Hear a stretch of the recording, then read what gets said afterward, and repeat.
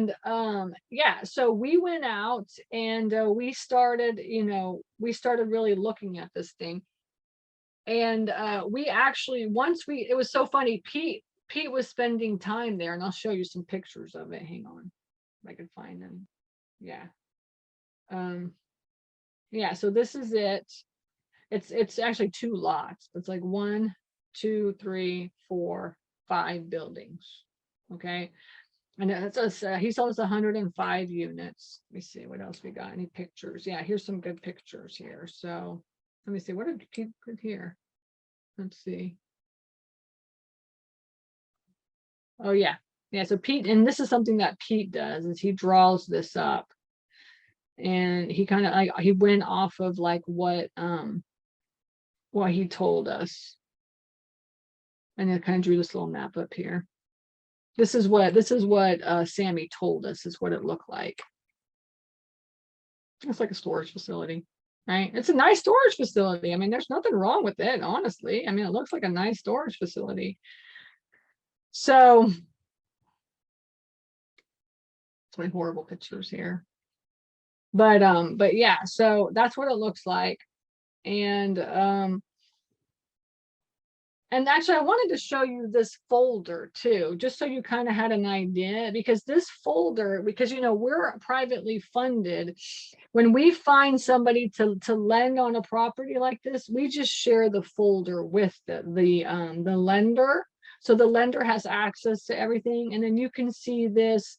Rick watched this video. This is the video that I made for the lender to go over the entire deal. All right, so that's kind of what I do, is I make a folder, and then I'll just use Loom, and I'll make a video, and I'll go through each of the whatever I put into the folder.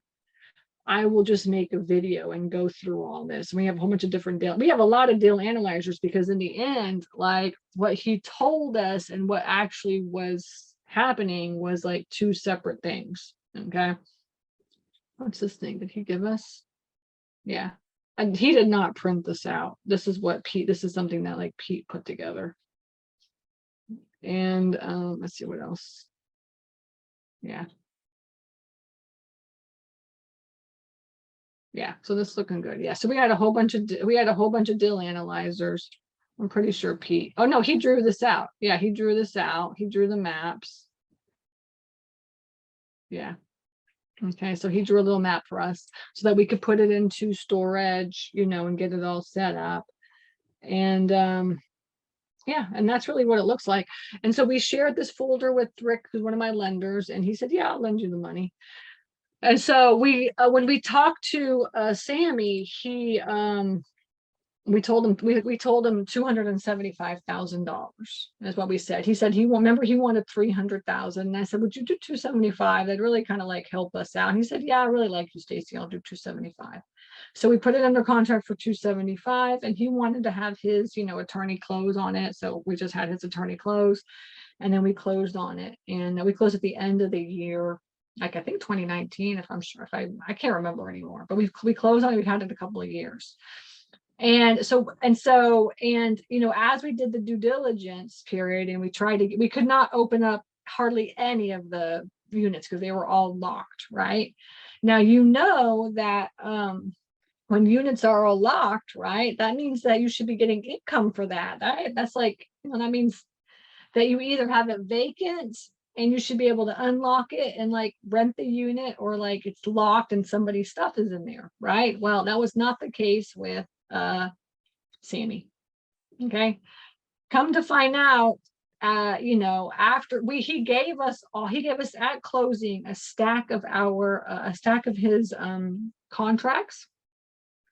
And then we started calling everybody, and every contract he had, none of them except for one had the right phone number on it.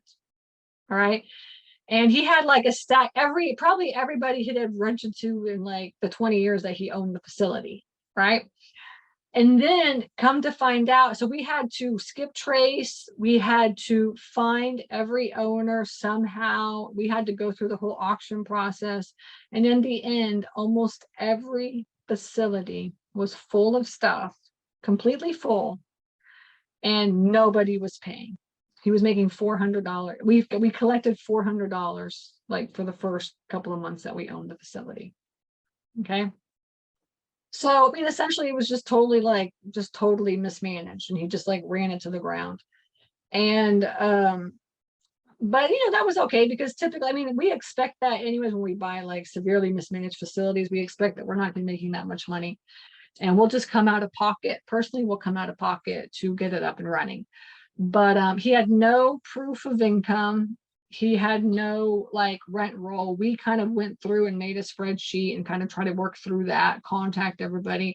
We ended up having to do, we did, at this time, we had started using storageauctions.com, right? And so we used storageauctions.com to go, and we went through the auction process, and we listed all the auctions on storageauctions.com, which was quite a lot of work. It took several months for us to do that, because we had to figure out the owners of every single one of those units. Oh, and another thing that was very interesting was that he told us 105 units, and in the end, it ended up being 120 units. All right, so he didn't even know how many units that he had. So in the end, I think it comes out to about 120 units at 10,000 square feet. All right, so it is, he did know the square feet, it was almost 10,000, but he didn't know the number of units that he had. And so it took us like, this was probably, of all the facilities that we've ever bought, this was the most severely mismanaged facility out there. Okay. And he said that, he said that a lot of people had called him and like were trying to buy it. He said that he always said $300,000, and nobody after that, like nobody would buy it, because he couldn't show any proof of income or anything like that, right? And so that means that you have to come up with $300,000 cash. But the truth is that it takes a lot of work up front.